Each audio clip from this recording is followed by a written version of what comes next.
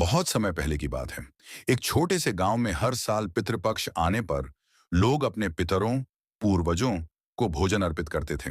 लेकिन हर घर में यह चर्चा होती कि भोजन किस बर्तन में रखें ताकि पितरों तक पहुंचे और उन्हें तृप्ति मिले। गांव में एक वृद्ध संत रहते थे। एक दिन सब लोग उनके पास पहुंचे और पूछा, बाबा, हम अपने पितरों को भोजन अर्पित करते हैं, परंतु कौन सा पात्र सबसे श्रेष्ठ है? संत ने मुस्कुराकर कहा, बेटा, भोजन तो भाव से पहुंचता है, लेकिन पात्र भी शुद्ध और सात्विक होना चाहिए। मिट्टी के पात्र नाजुक होते हैं और जल्दी टूट जाते हैं। चांदी सोना सबके पास नहीं होता। लोहे में रजस तमस का गुण होता है, लेकिन पीतल एक ऐसा धातु है जिसमें सूर्य का तेज, अग्नि की शक्ति और सात्विकता का गुण होता है। यह धातु भोजन को पवित्र रखता है और दीर्घ काल तक उसकी शुद्धता बनी रहती है। पितरों को प्रसन्न करने के लिए यही सबसे उचित पात्र है। फिर संत ने एक और रहस्य बताया। जब कोई पीतल के बर्तन में भोजन करता है या अर्पण करता है, तो उसमें से एक प्रकार की दिव्य ध्वनि और ऊर्जा उत्पन्न होती है, जो अदृश्य लोक तक पहुंचती है।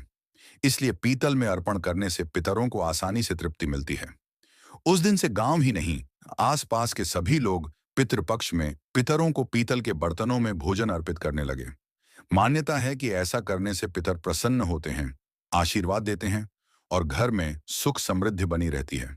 इसीलिए आज भी यह परंपरा चलती आ रही है कि पितरों को श्राद्ध या तर्पण में पीतल के बर्तनों में भोजन चढ़ाया जाता है। बहुत अच्छा प्रश्न पूछा आपने। पितृपक्ष में पूजा की विधि और पितरों को भोजन देने की परंपरागत विधि। पितृपक्ष में पूजा की विधि: 1, सुबह स्नान करें और स्वच्छ वस्त्र धारण करें। 2, घर के आंगन या पूजा स्थल पर एक चौकी रखें, उस पर सफेद कपड़ा बिछाएं। 3, वहां पितरों का आह्वान करते हुए उनका नाम और गोत्र लेकर स्मरण करें। 4, तांबे या पीतल के बर्तन में जल, काले तिल, कुशा और पुष्प डालकर पितरों के लिए तर्पण करें। तर्पण करते समय जल दक्षिण दिशा की ओर बहाएं, क्योंकि दक्षिण दिशा यमलोक की ओर मानी जाती है। 5, अग्नि में हवन भी किया जा सकता है। इसमें तिल, घी और आटा अर्पित करें। छठा, ब्राह्मण या गरीबों को दान दक्षिणा दें, क्योंकि इसे पितरों तक पहुंचने वाला माना जाता है।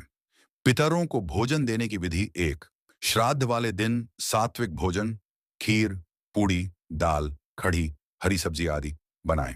2, भोजन पीतल या कांसे के बर्तन में परोसें। 3, भोजन दक्षिण दिशा की ओर मुख करके अर्पित करें और मंत्र या प्रार्थना बोलें। एयूएम पितृभ्यः स्वधा नमः। 4, पहले भोजन पितरों को समर्पित करें, फिर कौए, गाय, कुत्ते, चींटी आदि जीवों को भी थोड़ा अन्न दें। यह माना जाता है कि इन जीवों के माध्यम से पितरों को भोजन प्राप्त होता है। 5, अंत में ब्राह्मण या किसी जरूरतमंद को भोजन कराएं।